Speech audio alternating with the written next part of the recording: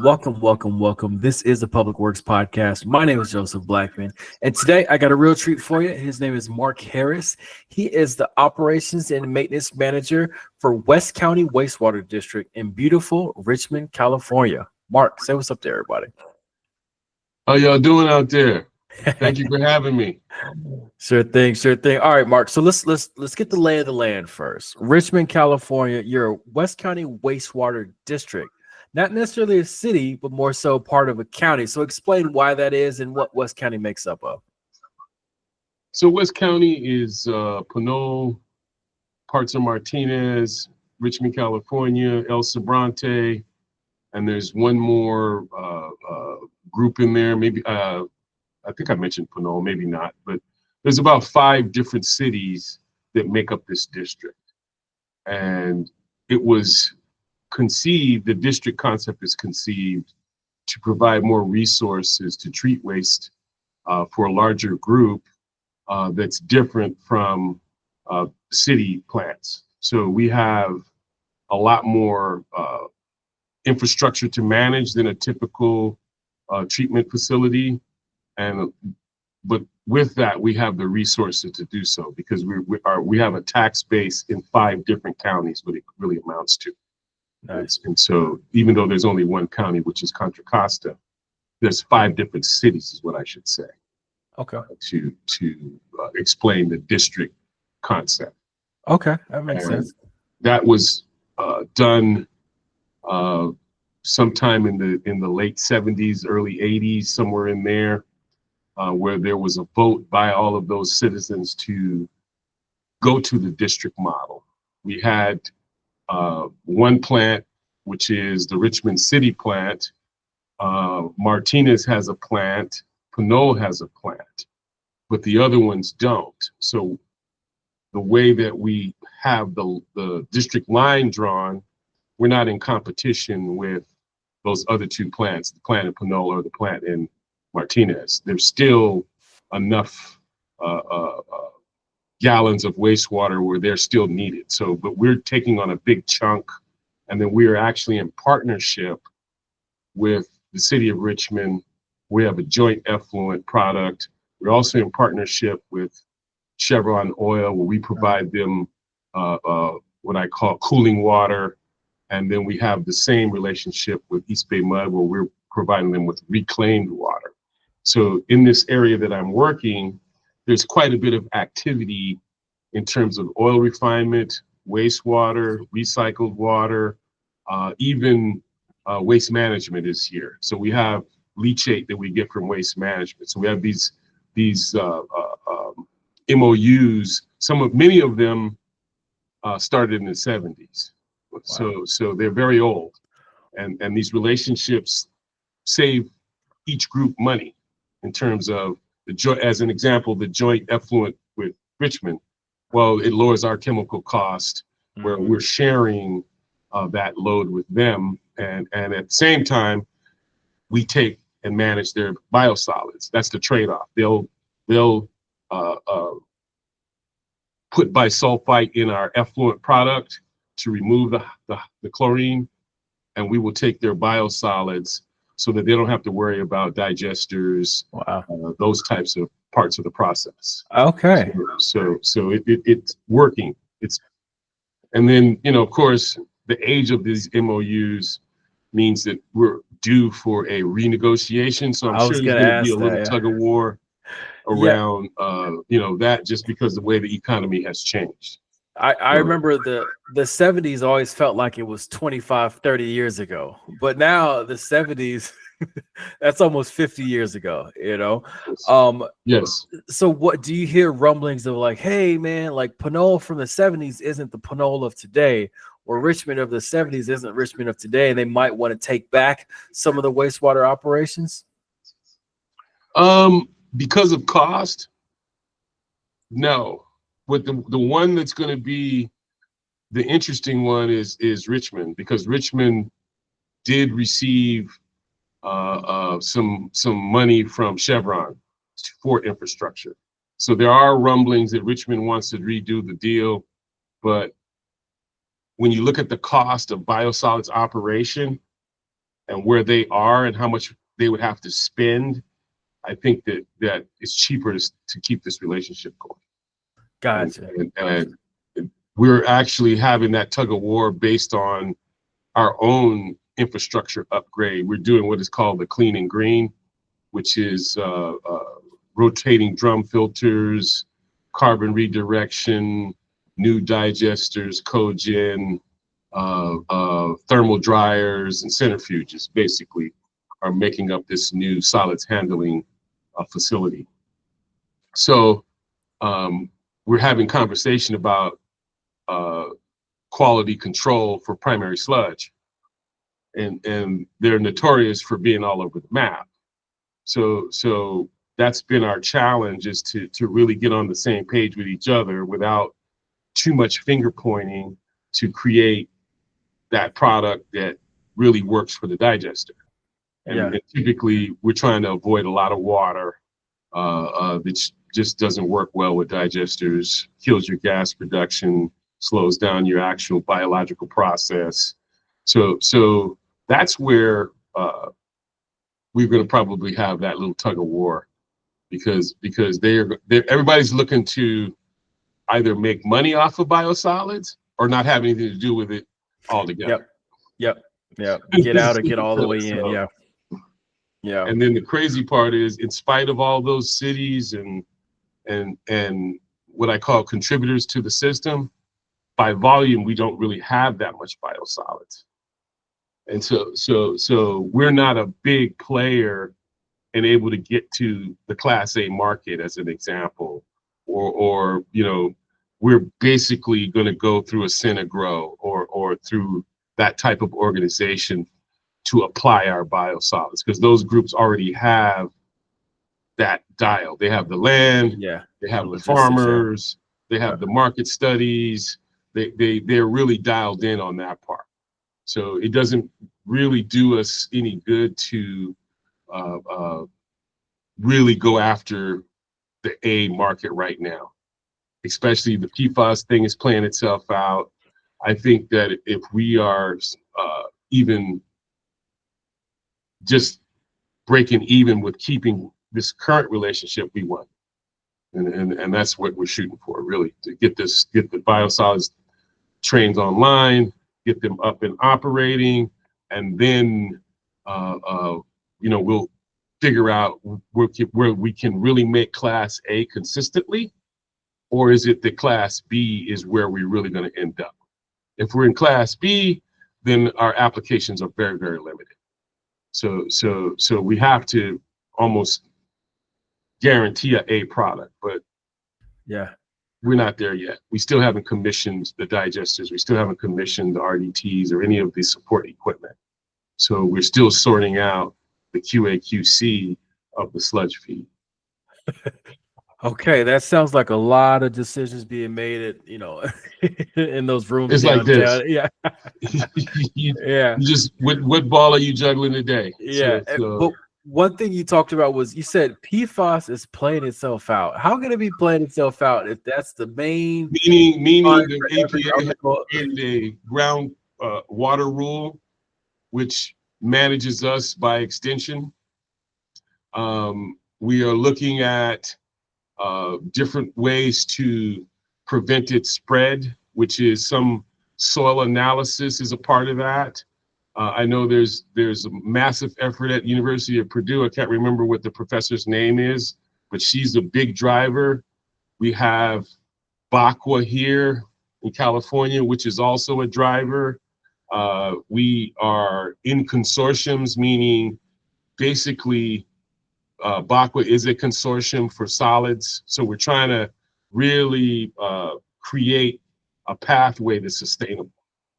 And when I say play out, I mean, we're finally now have a reg. We didn't have a reg before.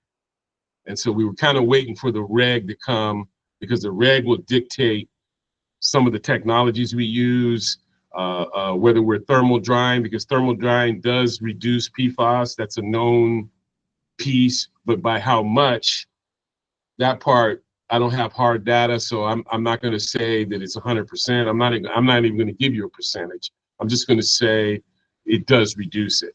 So we don't, with Class A, we still have an array of applications that we have access to.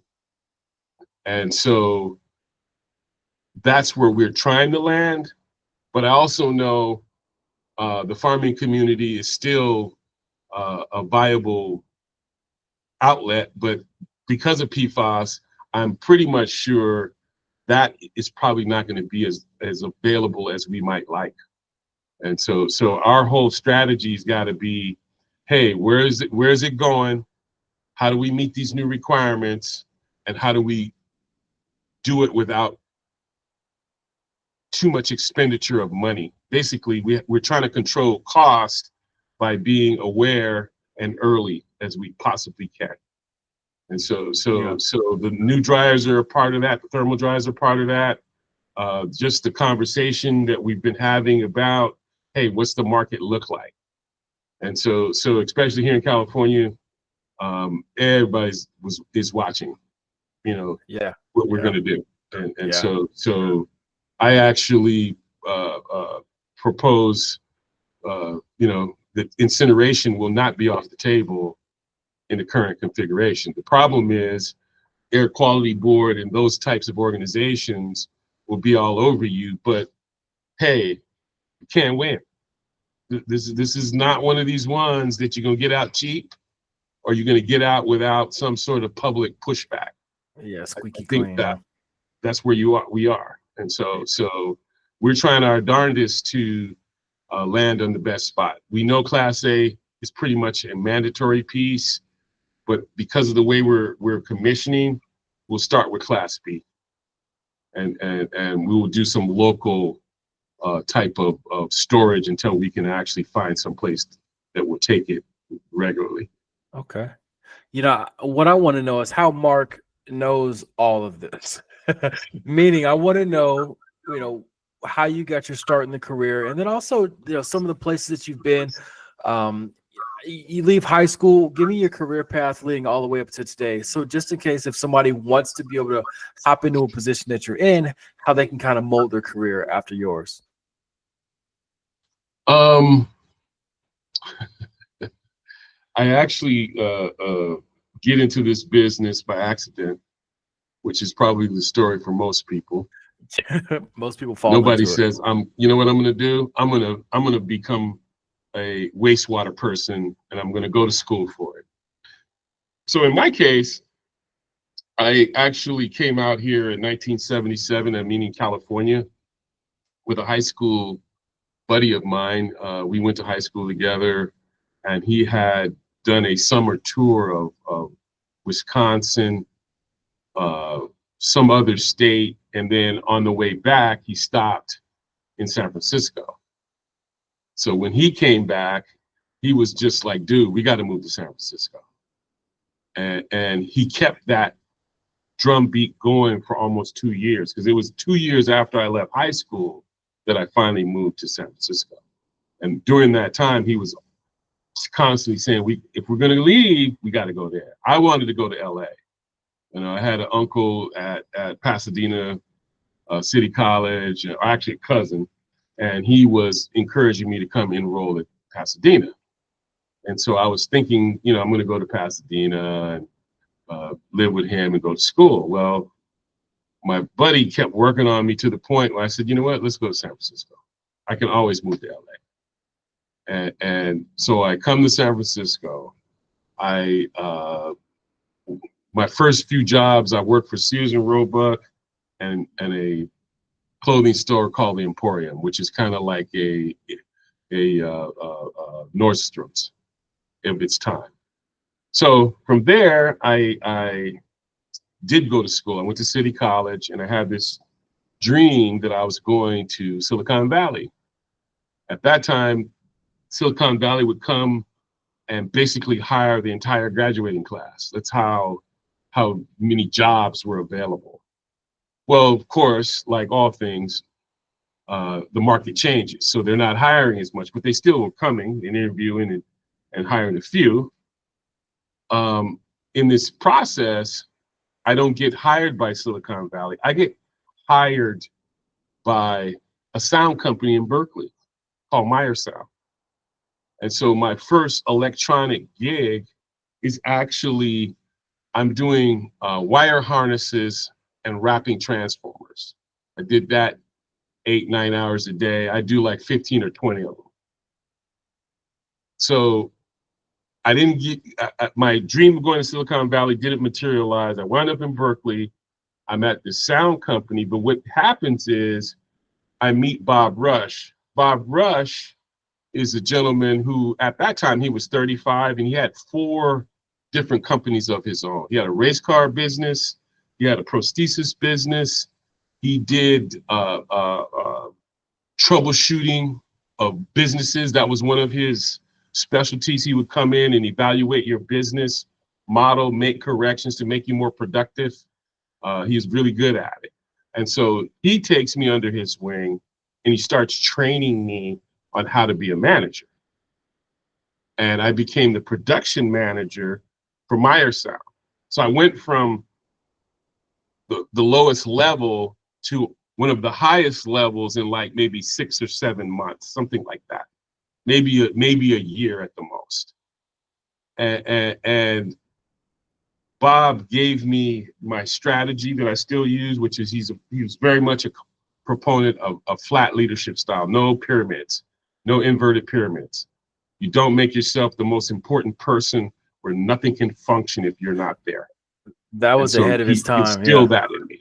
Yeah. And then he also was big on, you got to train your people. You got to keep investing in your people and their development, because their development is your development.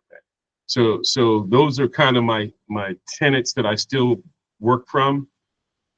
In this period of time of working for Meyer Sound, we had there's a recession around 1980, somewhere between, this is like 80, was a 77, it's probably like 85, somewhere in there. There's a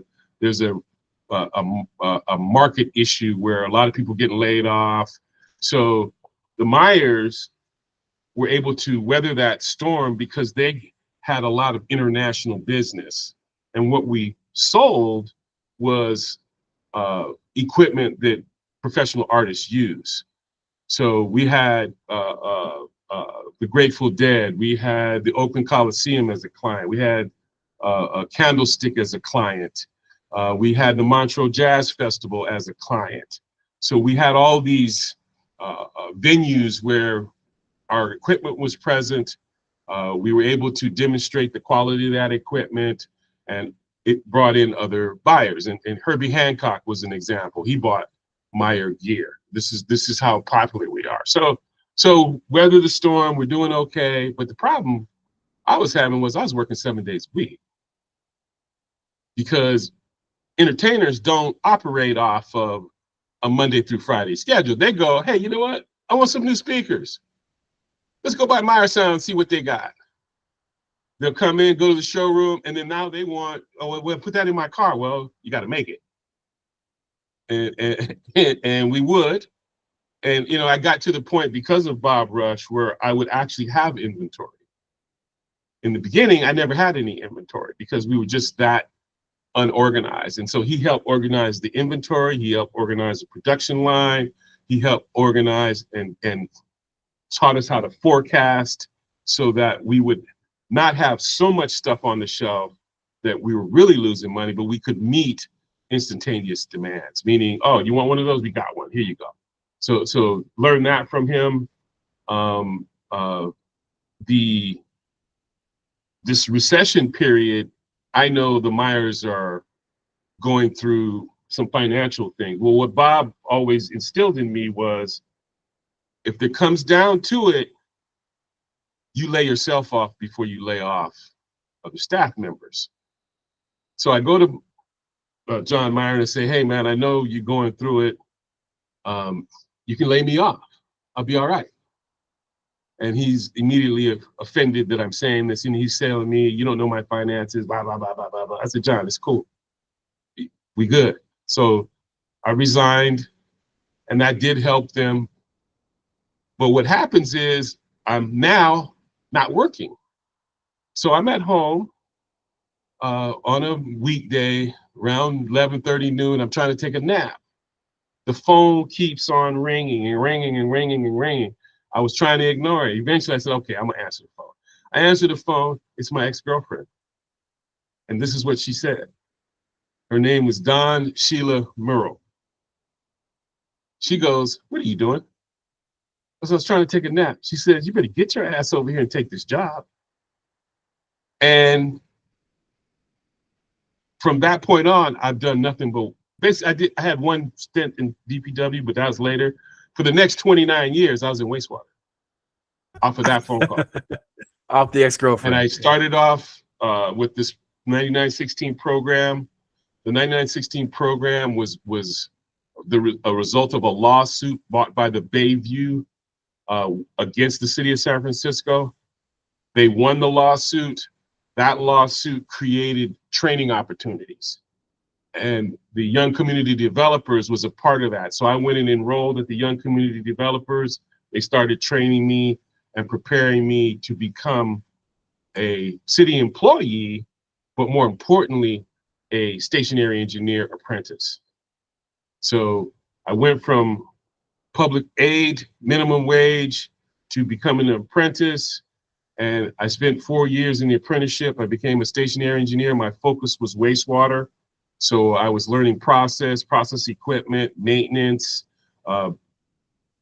biology, all the things that basically make up wastewater. And I graduated, became a journeyman or journey person, and I just kept advancing from there. Then I became what I call entry-level supervisor, which was a senior. Then I became a mid-tier supervisor, which was a chief. Then I became a superintendent. And I've been the superintendent of maintenance, operations, safety, and compliance. I've done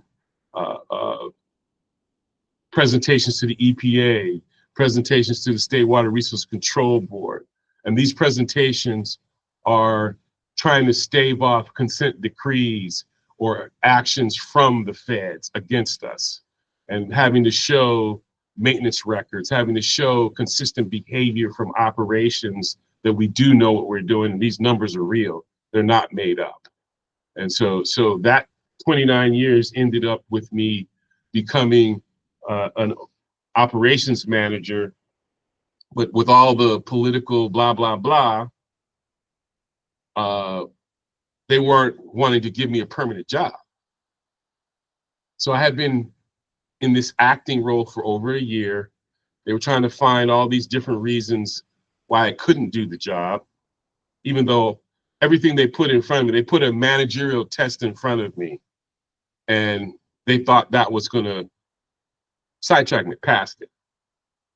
Then, they were looking for other ways. Well, you don't have enough qualifying experience. Well, I showed throughout this career that these are all the leadership document experiences I have that qualify me for this managerial position. They finally had to allow me to participate. Well, you go to the interview and you don't realize, oh, this is just a formality. You're not going to get picked. They picked someone else. And then I said to myself, you know what? I want to prove something. I am who I say I am. I went to work for Pacifica as their operations manager. And Pacifica, while a smaller facility, it was what I thought, I can do this job. And that I stayed there for 2 years. And then I went to Hillsborough. And that's when I was the Department of Public Works manager. So then I went from what we call vertical assets to linear assets, which primarily were streets, open space, street signs, things like that. And also doing water distribution and sewage collection in that role. So that has given me some insight into how those types of assets are maintained, how you structure your workforce and PM programs around that type of asset. So that just added to stuff I already knew and made me even more well-rounded. Well, I was bored to tears at Hillsborough because I'm used to Hillsborough's something nice, happening all the time. It was very nice. It's Elon Musk lived in Hillsborough. Okay. That's how the minimum. And here's how crazy it is. The minimum house is like 12 mil. That's considered cheap in Hillsborough. That's how crazy it is. And so, good place to work. Don't get me wrong, but I'm just a wastewater guy. I needed more action. You know, wastewater, something's always breaking down. Something always happening. So I needed that kind of adrenaline piece, and so was able to get back in. You know, and from there I applied at wastewater plants because I wanted to get back in the game, so to speak. I wanted to get back into wastewater. I had missed it, and then I had a couple interviews. I was interviewed by Martinez. I was interviewed by Central San, and then I was interviewed one other one. Oh, San Ramon. And the part that I could say is that West County was the most aggressive about making sure that I knew that they valued me, that they wanted me to be their leader. So how they do that? How did you know they were the most called me aggressive? first. They literally, my application went at 11:59 on a 12 p.m. closing, and they called me like the next Monday to set up an interview. And then from there, they just kept constantly reaching out, making sure, hey, you're our number one candidate. I've never been the number one candidate ever. I'm always usually number 2 or number 3. So I was like, this is weird. This don't feel right. I can't be number 1. Something's wrong. But as it turns out, it's a good fit. I am in a position that I enjoy. I love coaching, developing staff. I have a great team that I'm supported by. The O&M piece fits me because I love both. I've established some trainings here for leadership, operations, maintenance. We've been having a good run of the last, I'd say, year and a half, where we went from being with almost zero structure to having some good fundamentals that allow us to take care of business consistently and pivot to what I call emergencies if need be. But I like slowing the train down because then you can learn something. When you're always sped up, you miss stuff. And so it's been a good fit. And then, you know, I have some history. My great aunt and my mother's brother live in Richmond. So I was coming out here in the 70s to visit my great aunt. When I first moved here in 77, I would come out to Richmond every weekend and hang out with my cousins. And I did that for like the first 4 or 6 months. And so now when I came back, it was kind of like the circle was complete. I was like, wow, this is a trip because I passed by where she used to live. Wow. And I have all these flashbacks about, wow, you know what? God is good. Yeah. I have done well for myself. I try to share it. I think that one of the things I pride myself on is I cold turkey pitch wastewater to anybody. And I'm always recruiting. There's not enough of us. We need more people.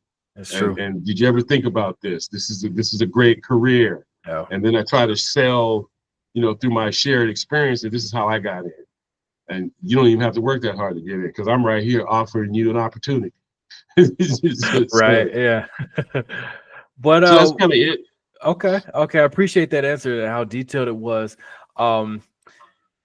What does Mark's days consist of nowadays? Like, let's say we took a random Tuesday. What is Mark doing all day from the time he gets to work to the time you leave the office? On a Tuesday, I know I got some standing meetings. I have the project meeting, the clean and green meeting for sure. I typically start my day off at 6:15 with a safety O&M meeting, which usually takes about an hour, 90 minutes, where we go over safety. We'll have some trainings embedded in there. Like tomorrow's meeting is going to be a training on a valve, how to align this valve properly, open and close it, work on it, perform a PM on it. I'm also going to have a safety conversation about evacuations and what are the routes, what are the SOPs, and what is the policy? Because we had a gas discharge from Chevron today, and people forgot what they're supposed to do. So I'm going to take that opportunity to remind everybody, hey, these are the must-dos when we get in that situation. And so that'll be kind of how I start off the day.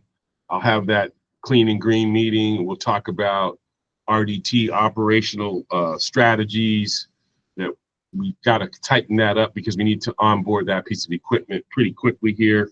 After that, I will be going for some emotional intelligence training. Okay. And we'll see how that works out. I think the part that I'm really trying to understand is the application to work. Because we have, this is California.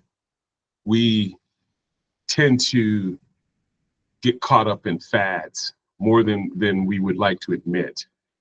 Okay, how is it going to be beneficial? Because I believe this, when you have a training, it should have some sort of intuitiveness to it in how to implement it and how to retain it. Because when you're in the classroom, yeah, it all sounds good and you're able to use examples and yeah, I got it. When you don't have that setting anymore, are you using the tool? And if you are you using it effectively? Because sometimes you're using it, but that's not what they taught you. That's just you kind of ad-libbing off of it. And sometimes that's okay. But with this one, they're pushing and asking you to be aware of the actions you take here. You need to think about the impact on the people downstream or that will be impacted. And I get that. But the part that's interesting to me is this. We need the examples of what you're asking, not just the classroom. Meaning you need to exemplify what you're asking. And I know that's the big hole. They don't exemplify what they're asking. And they're trying to bridge, which I am for, but it's being boiled down too simplistically. I think that we got to actually address so we're not hypocrites. It's an interesting piece. And so I'm like, okay, I want to support this, but I know enough about you where what you're asking, you never do. So how are we going to address that and make it believable? Because this is one of the things I hate. When you don't plan well, you actually end up overexposing your people to hazards. But yeah. If you planned it right, that wouldn't happen. Yeah. I mean, we're all in this business. We know we're going to have some exposure. But a failure to plan means you have to go into a tank and keep fixing it, as opposed to replacing it and getting it up to a standard where it's now truly operational. That's more challenging than people realize, and not thought of in the way that you are wanting us to be trained. Because if you just thought about it, you would say, you're right, because we've been in the said tank like 5 times. And that's because we didn't plan. So it's breaking down. Well, back in 2018, they told you this thing's going to fail. We're in 2025 now. You had your borrowed time, and now it's failing. So what are you trying to accomplish? It isn't that maintenance doesn't want to do this. They're starting to question, hey, you don't really have our back because you keep exposing us. And I'm like, okay, I know this is probably not what you guys want to hear, But it's little examples like that that hurt your attempts to create this change or this place you want to land. So it'll be interesting to see how that works. Because the other part of this journey, they need strong messengers. I have the role of messenger, but I always believe telling the truth is the right way to deliver a message. And in there, it's not that you're more or less against one side or the other. It's about being upfront with your team so they know what they're getting into, and your concerns, because you do need to demonstrate you have concerns for their well-being. Otherwise, you're not going to get very far. And that's the part I'm looking to push forward tomorrow. And then when I'm doing my own research, they're talking about some people don't even believe that works. So you got like this 50-50 thing. 50% believe in it, 50% don't. So I'm like, yeah, I would think that when most people get signed up for an emotional intelligence class, I mean, especially in our industry, they probably roll their eyes, go, what kind of, stand up on your chairs and clap and hug each other and do trust falls type of course is this going to be? Is it going to be worth it? What's going to be actionable? Or are they just, having somebody come out to make everybody feel good and blah, blah, blah. So I'm eager to see what that class is about and see, like you said, what the applicable takeaways are going to be and how you can actually apply it instead of having to be in the same class next year and learn the same thing over again. Well, I want to come in with open mind, so I'm not undermining them with attitude. That's really my goal, is not to have attitude, is to be open and receptive and truly listen.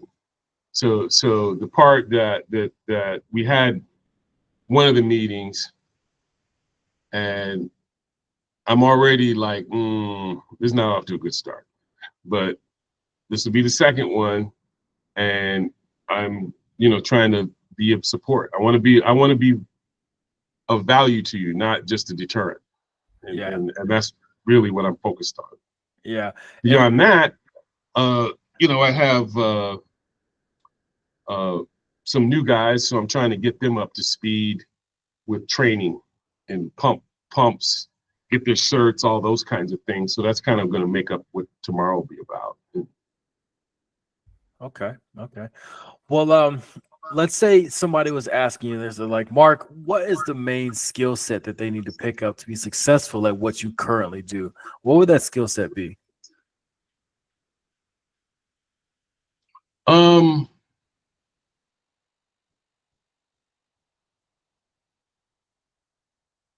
I think the biggest skill set I have is I have a reference to almost anything that has happened. I have a reference. I can give you information that can save you time.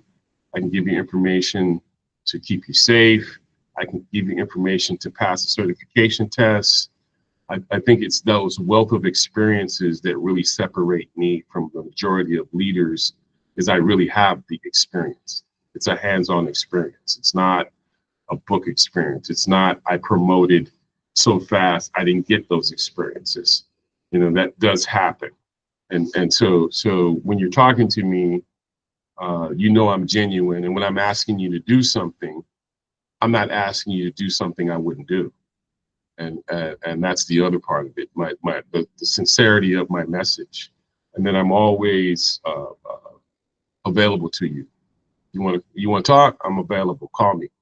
I give out all my numbers. I'm not one of these people that, no, you can't have my personal. No, here, however you choose to get in contact with me, I'm giving you my personal, because 90% of the time I forget where the hell my work phone is. And so that way you can contact me. And so that would be the primary, a diverse experience. Try to do everything you could, because it makes you more well-rounded, but it also is a puzzle that allows you to complete the picture, because everything actually works together. Lab, maintenance, ops, it all has to work together. Compliance, If you don't do the other three, then your compliance will not be met. And so that would be one. And then it's okay to have a specialty, meaning I'm an operator. I don't really care for the maintenance aspect. It's okay to do that. Or I'm a mechanic and I don't really want to do operations. It's okay to do that. Because I have some people, that's really what they like. They like the maintenance aspect of it. They're not really interested in the operations. But either way, my job is I'm going to expose you anyway. I'm going to make you learn some process. Why? Because it makes your maintenance efforts much better, because now you understand what you're trying to accomplish and why, and vice versa. I have operators ranch. Why? So you value it. You know, the effort to make this piece of equipment available to you 24/7 takes a lot. I want you to value that. So when you see a maintenance person, you know, toss out some kudos and get to know them, because 9 times out of 10, they know the process better than you because they've been working on the equipment. And they understand how the equipment's supposed to work, and they understand why that piece of equipment applies to this process. So it's a way to bridge what I call the typical bubbles. Usually you have operations in this bubble, maintenance is in this bubble, and there's always this like, oh, we don't talk to them, oh, they don't know how to write a work order, oh, all that stuff. I don't allow that. You know, how do I do that? I do it through safety.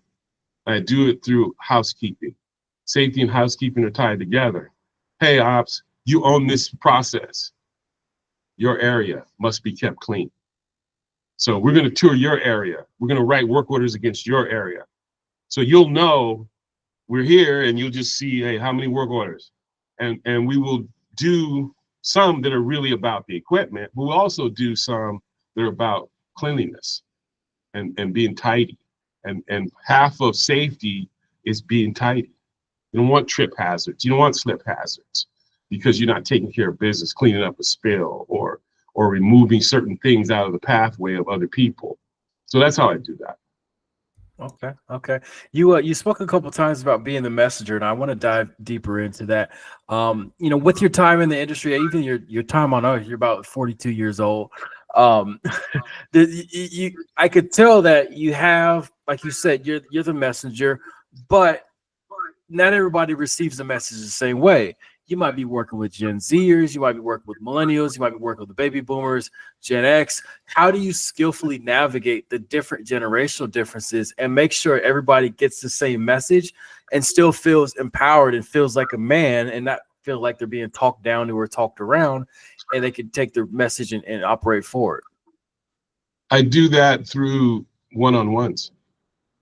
I have a one-on-one with everybody. I don't care what your title is.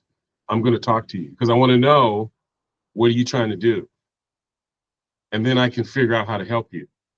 So I don't really necessarily look at the Gen Z or the birth decade, if you will. I look at the person and how are you responding to our conversation, or what have you asked me, or when I'm observing you, what do you seem to know, so that I can approach you with something beneficial, because most people are open to help or support or just even being listened to. So I typically would say, hey, you know, let's go grab a bite, you know, so we can have this conversation about where you're trying to go. What is it that you want for your career? That's typically how I'll start it. How can I help you achieve your career goals? I can share with you mine so you could see kind of the path that I took, but each one of these is unique. What are you trying to get out of it? Are you trying to be a leader? Or you just want to be a better mechanic? Or you just want to be a better operator? So I'm going to send you to WAF. Like this whole, when I met you, I had like 4 of mine there. One of them paid his own way to be there. Wow. That's how much he wanted to be there. And I came in with that, hey, we're going to be about the business that we're in.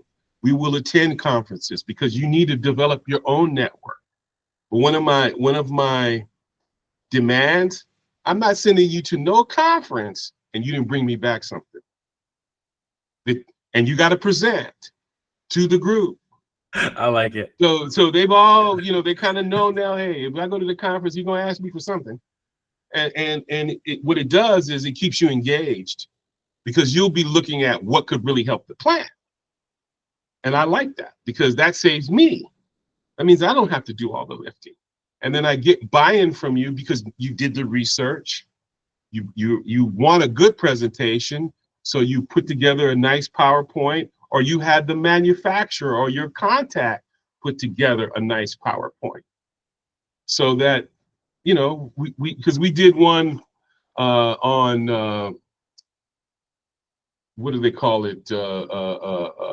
It's a form of AI, basically simulators. I'm big on simulators.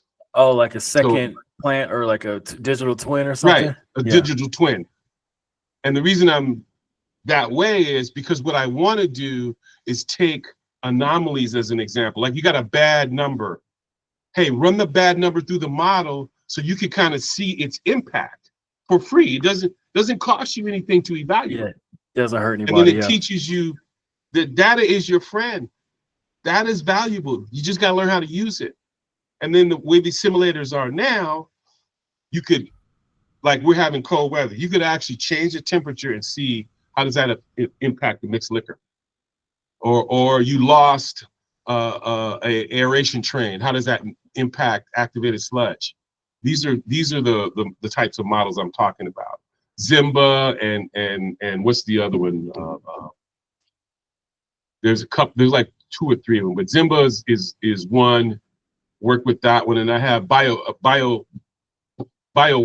That's the other one. That's the one we're currently using. And so that's kind of in my mind is some of that, and then wanting you to be able to talk wastewater, know the language, because when you know the language, you can talk to anybody. You can talk to an engineer, you can talk to an operator, you can talk to a regulator, and that's how you learn. Because when we go to these events, everybody's at the same level. They're walking around the floor just like you, trying to find where the hell am I going. And in those moments, we're all the same. We're all the same. And I love it because I talk to anybody, basically. I talk to engineers. I was in a presentation where the person presenting was being called out by an audience member that the data wasn't right. And I'm like, whoa. Okay, I understand you are right that the data is wrong, but you can't undress the speaker in the public forum. So I jumped in the middle of it. I said, don't do that. Because, and here's what it was. The person presenting was presenting someone else's work because the person was sick. So they had no idea that the data was wrong. So they're innocent. Now you didn't launch this attack on them and their integrity. They're all wounded. Like, what the hell? I'm just trying to help out. So I talked to the gentleman, calmed him down, and now we're friends. And it's because, hey man, I know you're an engineer, but you can't do that. You wouldn't want somebody to do you like that. And this is the part about risk. You take risks because here's the craziest thing about our industry. What you knew today may not be true tomorrow because it changes that fast. So when you get somebody in that situation, you just kind of hey, afterwards you tell them that. You may want to look at the data because I don't believe that is the right number, or the things have changed since then. Give them a off ramp. Don't just pull the chair on them. So that kind of stuff. And then just because of sports, you know what sports taught me? They may be big, but they got to put their pants on one leg at a time too. Same way. And you learn that, hey, you win some, you lose some. The real issue is how do you respond when you lose one, and what's your what I call resilience to go through your mind and evaluate your thinking, because at times you are tripped up by theory because you're in this theoretical piece and you don't have an actual reference. So you're repeating what you learned. You're not repeating an experience that what you learned allowed you to evaluate. So just knowing that, I actually don't have much, hey, if I'm wrong, I don't have a problem saying I'm wrong. And I appreciate you taking the time to correct me. Just don't do that. And we'll be cool. Yeah. I know you don't want to, reproach somebody in front of other people either. That never works well. Another question I want to ask, you spoke on you having a lot of time, a lot of, I would say a lot of personal, meaning data, like things that you've been through, things that you've experienced, and that stuff that people can't take from you. What do you say to those? They might be 3 years into their job and they want to start sticking their chest out and being confident and not being the new guy. Like, how can you bridge that, or when does that happen when you're not the new guy versus you being experienced and having some data behind you to where you can start, poking your chest out and making some decisions based on things that you know? How I do that typically is I give you some opportunity to have spotlight. So you validate what I already know. Validate it to yourself. I am good. You got me up here in front of these 50 people to present on the behalf of West County Wastewater District. That's a lot of trust I'm putting in you, and value, because I know you've done the work. I just want you to share that with this audience. And what I found is just a little bit of that goes a long way towards boosting confidence and then creating more want to. Because in the beginning, you're kind of like, I don't want to do that. And then you go, wow, that was fun. And then the part that happens is it's validation. Why? Because the people are coming up to you after, asking you questions, wanting to know, how did you do that? That was a great presentation. When did you guys learn that? All these things that validate you are good and one of the best. Why? Engineers coming to talk to you, regulators coming to talk to you, your journey purpose is coming to talk to you because you gave them something of value. And that's the part about this business. If it's valuable, people gonna come. They're not caring what your name is, your rank is. They don't care about that part. You got real info, we in. And so for me, what I try to do is I try to highlight my staff with key presentations. It's all of them. Like I got a security presentation. I got a guy who people were telling me, oh, he's no good. He'll never amount to blah, blah, blah. When I was hearing this, it made me mad because this is what I don't do. Your relationship with person X and my relationship with person X will never be the same. So I can't take your view of person X and it become my view of person X without ever interacting with person X. Correct, yeah. That's not fair to person X. So usually when you come and tell me, oh, so-and-so is this, so-and-so is that, I'm not listening to you anyway, because I already know I was so-and-so. And I know how that works. So typically I find in this person, I actually came in on Graveyard just to meet them so that they knew I'm not interested in the past. You and I are going to have a clean slate, and this is what we're going to do. And that person has really, really, really shown the value in the investment. And now people are asking that person to do charter plans, the security plan, all these things have come out that, oh, now you guys believe in it. Good. That's what I needed. That's what he needed. And so the other part of it is I actually send you on interviews. I force you to take the interview. Why? Because you need to know. See, y'all always complain about how come y'all hired him, because your ass didn't apply. Gotcha. So how do we do this? Hey, I want you to apply for this job. I want you to get into the habit of evaluating where you are in the marketplace, your skill set, and what's it worth now. So he's been on 3 or 4 interviews. I could see the change in his demeanor already, that he knows, hey, I'm worthy of those jobs and I'm going to get one, but it has to be the right one. And that's how I do that. And then just full circle, hey, what do you want to do? This is what I see. What do you see? So we keep that feedback loop going so that one, we stay connected. We talk about some of the things that worked. We talk about some of the things that failed. Hey, how do we make those failures into pluses? What do you think? And usually they already have an idea because the way we started it off, they don't have an issue reflecting and analyzing. Because this is the part that I don't want you to reflect and now you're beating yourself up. I want you to reflect and reevaluate. So hey, maybe I made a mistake there. Hey, or yeah, I didn't really have that information as tight as I thought. Those are the ways I do that. And Okay. I'm also a coach. So I know I got to stay on you to a certain extent. Because why? Because I want you to think I'm no longer interested. I'm always interested. And I got people who always call me up. The other part that I do, I get you a mentor.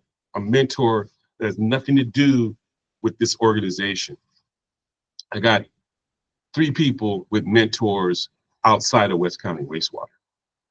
Why? Because that way you don't have to feel any of the political part of it. You are free to talk as you wish, explore as you wish, and you're dealing with someone who has a professional background similar to yours that can help you and give you real wisdom and guidance. Yeah. No, that's a good tip. I mean, a lot of people try to find mentors within their organization, and you'd be surprised. It's kind of hard to be super authentic and super open with somebody who's above you, equal with you, or even lower than you, on the pecking order, so to say. And so Mm-hmm. when you can find somebody outside, you could be free because they have no skin in the game. There's no way they can reprimand you for messing up, or there's no way they can, promote you for doing great. It's just, you can be open and authentic with them. No, it has worked well. I got that. In fact, I'm a part of Baywork, which is where these mentors reside.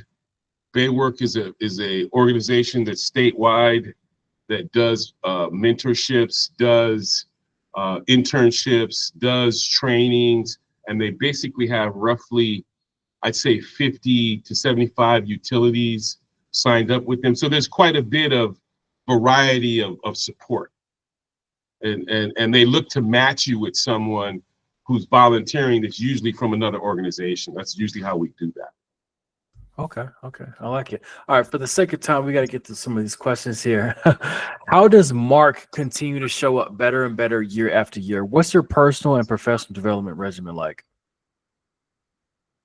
I do a lot of reading. I try to stay on top of the current topics. Part of that is to evaluate the trajectory of change. How fast will I have to adapt to that? The cost of change, or maybe that's not going to impact us because we don't have that kind of process or that issue. I have a network that I call up people. I know directors around the Bay Area. I usually call them up and say, hey, man, what y'all doing for this? And they'll give me insight. Or they'll say, hey, man, don't touch that with a 100-foot pole. It's not worth it. Yeah. So that's how I do it. I go to conferences. I'm on the CWEA as the O&M chair. So I have people in Southern Cal and Northern California that feed me information. And then we just have what I call my guy out of Vallejo. Sometimes we just get on there and spitball. And by that, hey, I'm trying to do this asset management piece.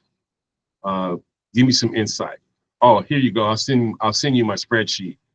Or, hey, I want you to learn about the 5 S's, which is a Japanese manufacturing technique to create feedback loops amongst line staff, managers, so that there's constant reflection, evaluation, and feedback for improvement. So I've introduced some of that kind of stuff. to staff, but it also forces me to go through the same process so that I am current. So before I start talking to you, I've already done my refresher. Okay, this is what I want to talk about. This is kind of the view nationally or internationally, or I'll bring in a speaker. So we all learn at the same time, you know, and I'll do that on purpose where I don't know anything about any more than you. So we're all in there kind of like, hey, you know, what do you expect? I don't know. We're going to find out together. And then what it does is it creates sort of a sameness where you're not way up here and unreachable. We're all in this at the same level. It allows growth. And then they start believing you're always thinking of ways to educate us. Yeah, I said, that's my job. That's my job. My job is to do, I'm not asking permission to develop you. I'm going to develop you. What you do with that development is your personal choice. As long as you're hanging around me, yeah, you go into some classes. You know, one of my pet peeves to start this year is, hey, we need to get our soft skills training back. Too many people, you know, writing wonky emails. We need to go and look where, you know, how does a ribbon work? How do I line sentences so that it's not just a run-on sentence all across the whole page? Let's talk about that. How do you spell check? You know, it creates a different type of professionalism. And I want that. I want anything that I think I might have missed or I should have done, I share it with my staff. I make sure, hey, this one is important. I missed it. And this is why it's important. And this is our chance to learn it together and stuff like that. And then because I'm on the committee, I'm also on the national, I get stuff from other states, which I love because the fantasy is that California is so far ahead of everybody. Not true. Not true. They chopping wood while we talking. That's what's actually happening. And they know, yeah, y'all was number one. But we have closed that gap. And we closed that gap because we wanted to educate ourselves. We want to educate our people. And I say that because on that national level, the ABC certificate program, if you saw how many questions that they created out of the national, you would say, hey, I want a part of that, because King Curry, while very popular, it's not updated. Mop series is more updated. So I went and bought like 10 mop books to give away. Why? Because I want you to stay current. This is the most current information we got. It's been vetted by engineers, operators, maintenance folk. I'm giving this to you not for it to sit on your shelf, but I'm gonna check back in with you what chapter you on, so that we can keep pushing it and create some organic training where it's just kind of free. Like, hey, let's talk process. So I have a process meeting. Let's talk process. Let's go through all the numbers of the month. Then I'll introduce some other thing I have learned or been thinking about, so that we spice it up. It's not dry. And you come out of there, oh man, dude, that was pretty cool. And usually how I know if it's successful, if we went over the time. If I have to actually just, hey, we gotta go. That means, hey, we're into it and we're enjoying ourselves and learning. So that's what I do. Okay. All right. What would you say is the biggest misconception about you do? Let's say somebody asked you, Mark, what do you do? And you gave them your answer. What do you think they think after you tell them what you do?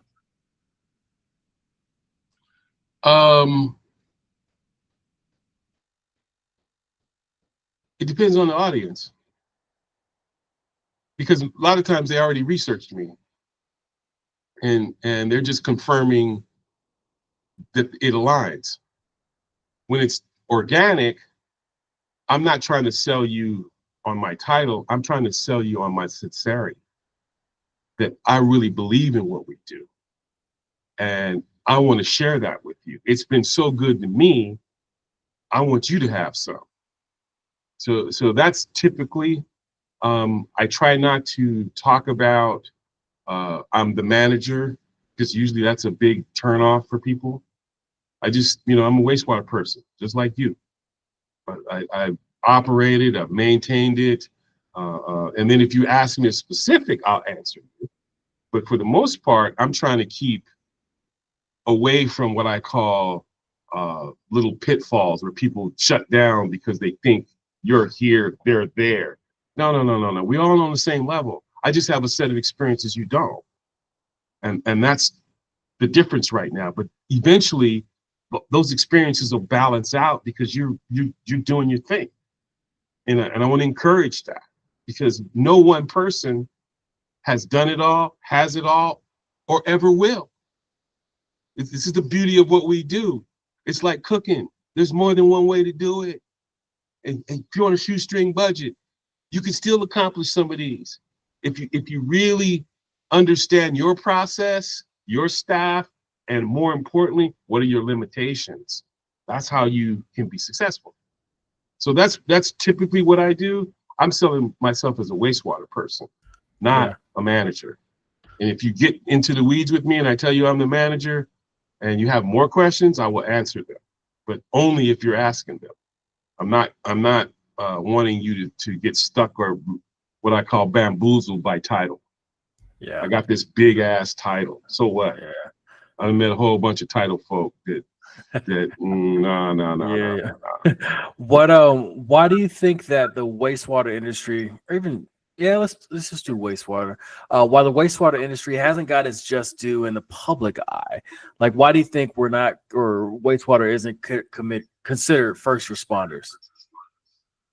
Because the people who throw out those types of accolades and status are ignorant. That's one part. The part is kind of like the Marines. We're always first. Why? Because you flush your toilet. Before it could go anywhere, it got to get to me. And then just human waste in general is thought of like, oh, that's bad. That's a mindset that we've created a long time ago. And people don't correlate this to money. But I used to believe we would eventually land on just one plant. Well, you need two plants to do what one plant could do, which is create drinking water. I could create drinking water, right? But the problem is it's mental. Most people think because it rained and the rain was collected and it went up to the treatment plant and it came back to me, that it's different from what I'm putting in the bay. No, it's the same water. So it's here. So to me, the industry itself doesn't have a hype man. This is what I learned from watching these generational groups. Well, we used to have P.T. Barnum, a real hype man. He sat on the corner barking. I don't know if you've ever been down on Columbus. I'm not going to call her Dolly Parton, but there used to be a famous stripper that rode a piano on Columbus, and outside there was a guy always barking. You want to be in here? You know you want to come here. You came all the way to San Francisco for this. You just don't want nobody to know. Come on in. And he would just be constantly like barking at you. Well, I learned we don't really do that.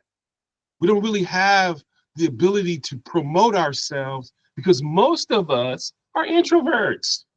Yeah. And we're not like, oh yeah, bragging and bodacious type personalities, but we need that.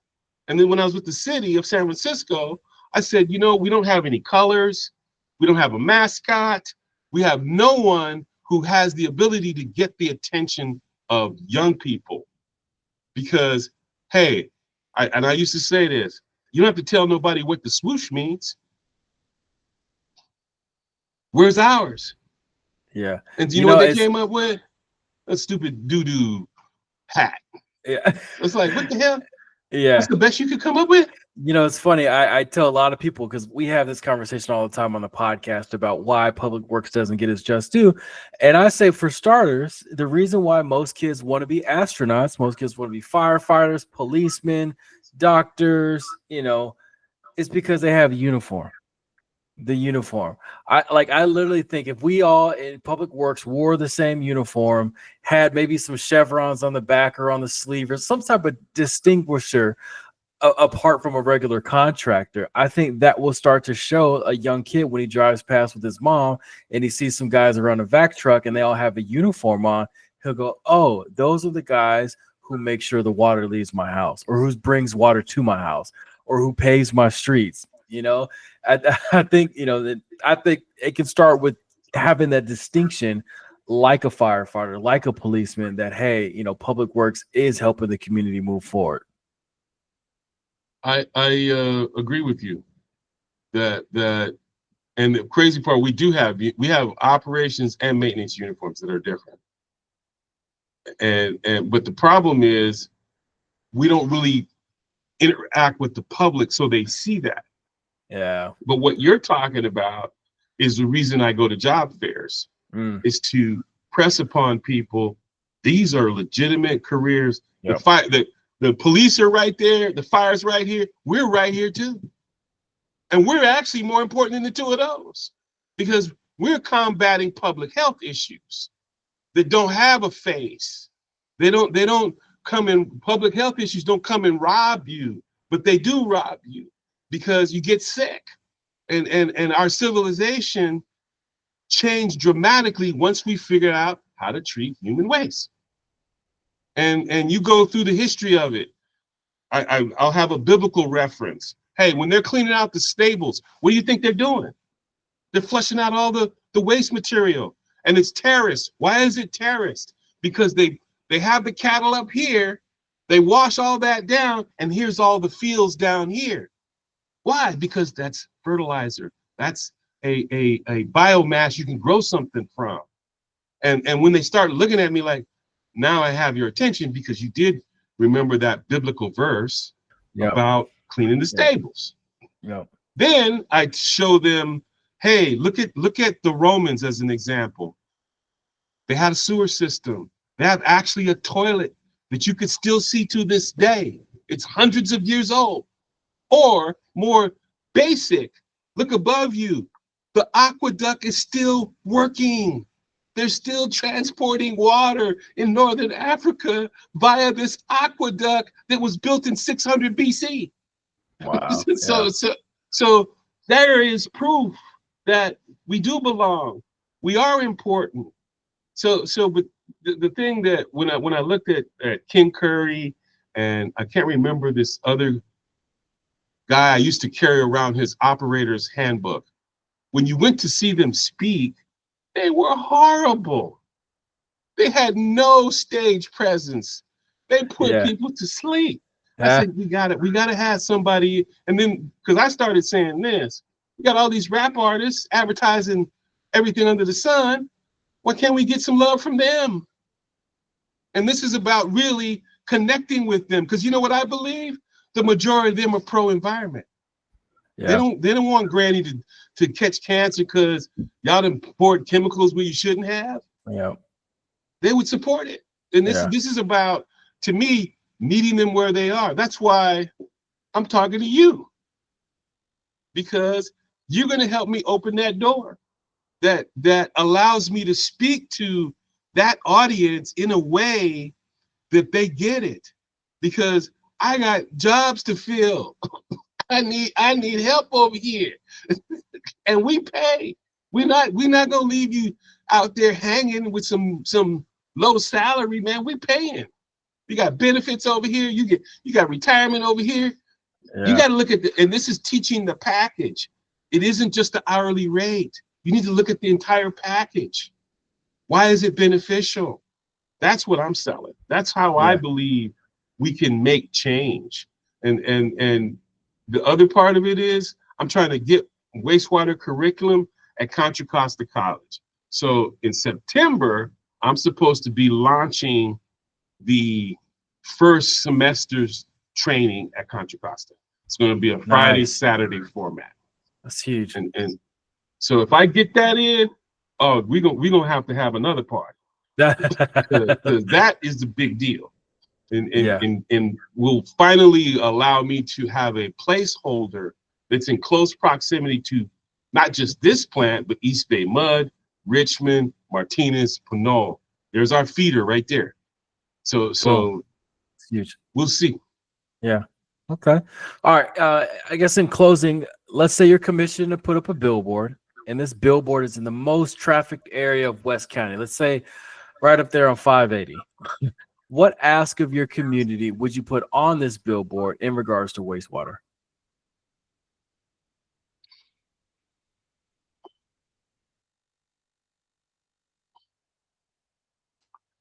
What would be on that billboard? Like, what would you want the community to help you out with? What ask of them would you want in regards to wastewater? Most people say don't flush flushable wipes. I'm sure you got a better answer for that. No, I was actually I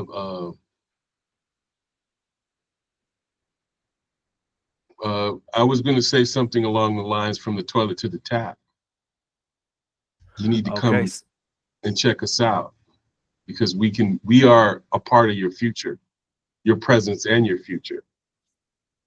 That would be what I would do. Because the part that I was going to say strongly, we got to get this conundrum settled because of money. There's not enough money to build a new water plant and a wastewater plant. So we're in competition for the same dollar. We need the mindset change so that you understand, because this is what they do in South Africa. It's coming right back to you. They've been doing that since the 70s. It's not new. There's one place in the United States that actually sends water back to the user, and it's seasonal, and it's in Texas, where they have drought. And so they're the only, and they're not doing it 100%. They're doing it maybe 20, 30% out of the year, something like that. So it's not where everybody's going, ooh, but it's the test. It can be done. That would be my 2 cents, the toilet to the tap. How can we erase that? Because when you say toilet to tap, and I've heard that being preached, and a lot of people say it's the stigma behind it. You know, nobody wants to hear or visualize toilet to tap, meaning like where they get their drinking water from, or where they can put their, wash their grapes in. So how can we erase that stigma to make it more palatable for the general public? That's where the support, media support comes from. We'd all have to be, it's kind of like zero beer. Where does zero beer come from? Ain't nobody even question it. They just start drinking it. How do you know that ain't what I'm talking about? That is true. Yeah. They did make beer out of recycled water. So it's not that far off. It's not that far. But that, in fact, that would be the way that I would sell it, as a beer. Sitting up there with a head on the beer, toilet to tap.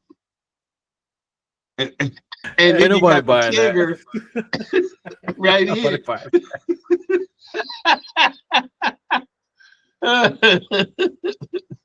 They go walk right past. It is the quantum leap. I mean, in people's minds, that is the quantum leap. Yeah. That's why they've been very comfortable overpaying, because they can't see them together. But you know what? It's the same way that people think bacon and eggs is like some actual thing. The reason why bacon and eggs is paired together was because there was a farmer who had too much bacon, and he said, I need to offload some of this bacon. He knew everybody was eating eggs. So he said he hired some marketing firm and said, let's sell some more bacon. So they literally just started marketing all across the country, bacon and eggs, bacon and eggs, bacon and eggs. And now what do we do? We eat our bacon. Yeah, it's a marketing ploy. It's benefit. Like Valentine's Day, huh? Oh, yeah. It's like buying an engagement ring. Like all these things that we think are just normal, they were marketed to us. Like a diamond or a girl's best friend, or like, what? like my wife's happy with a gemstone or whatever. So like I think the marketing I hate to say it, even like the COVID vaccine, everybody got behind it because they pushed it. So we took the vaccine because that was the thing to do. So it's interesting. I do think that if they got behind toilet to tap and started marketing it and pushing it in a certain way, they might get Brad Pitt and Halle Berry to do a commercial and say toilet to tap. Now everybody's drinking toilet to tap. I actually I think there's some opportunity there.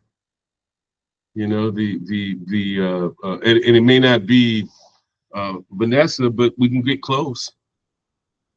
Because when some of your local politicians are critical to an effort like that. Yeah. I'm just thinking about our board where they're all connected to the community. They have community meetings. That's a way to get it out there. And in fact, what I believe I would be doing is going to these meetings and talking about it. And seeding the ground some.